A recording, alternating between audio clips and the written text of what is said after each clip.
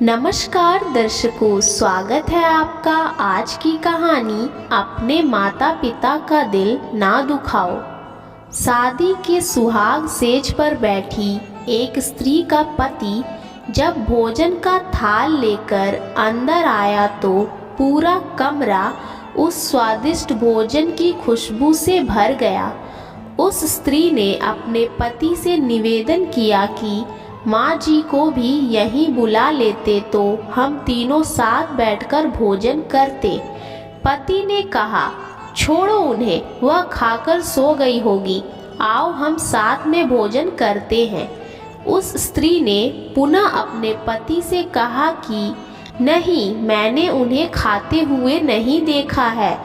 तो पति ने जवाब दिया कि क्यों तुम जिद कर रही हो, शादी के कामों से थक गई होगी इसीलिए सो गई होगी, नींद टूटेगी तो खुद भोजन कर लेगी, तुम आओ हम प्यार से खाना खाते हैं। उस स्त्री ने तुरंत तलाक लेने का फैसला कर लिया और तलाक लेकर उसने दूसरी शादी कर ली और इधर उसके पहले पति ने भी दूसरी शादी कर ली। दोनों अलग अलग सुखी घर गृहस्थी बसाकर खुशी खुशी रहने लगे। इधर उस स्त्री के 2 बच्चे हुए जो बहुत ही सुशील और आज्ञाकारी थे। कई वर्ष बीत जाने के बाद एक दिन वह औरत अपने दोनों बेटों के साथ यात्रा पर गई हुई थी। एक जगह तीनों माँ बेटे भोजन के लिए रुके और बेटा भोजन परोसकर माँ से खाना खाने की विनती करने लगा। उसी समय उस स्त्री की नज़र सामने एक फटे हाल, भूखे और गंदे से एक वृद्ध पुरुष पर पड़ी जो इस स्त्री के भोजन और बेटों की तरफ बहुत ही गौर से देख रहा था। उस स्त्री को उस पर दया आ गई। उसने अपने बेटे को बोला, जाओ पहले उस वृद्ध को स्नान करवाओ और उसे वस्त्र दो, फिर हम सब मिलकर भोजन करेंगे।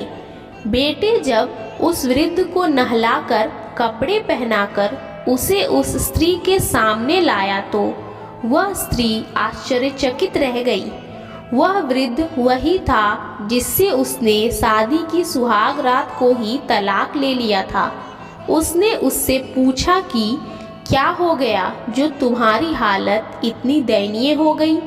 तो उस वृद्ध ने नज़र झुका के कहा कि सब कुछ होते हुए भी मेरे बच्चे मुझे भोजन नहीं देते थे, मेरा तिरस्कार करते थे, मुझे घर से बाहर निकाल दिया।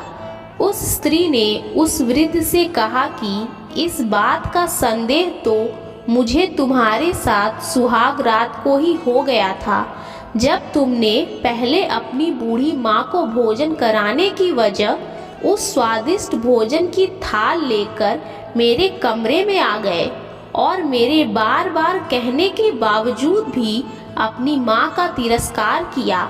उसी का फल आप आज भोग रहे हैं। माता पिता के साथ आपका सलूक एक ऐसी कहानी है जिसे लिखते तो आप हो, लेकिन आपकी संतान आपको पढ़कर सुनाती है।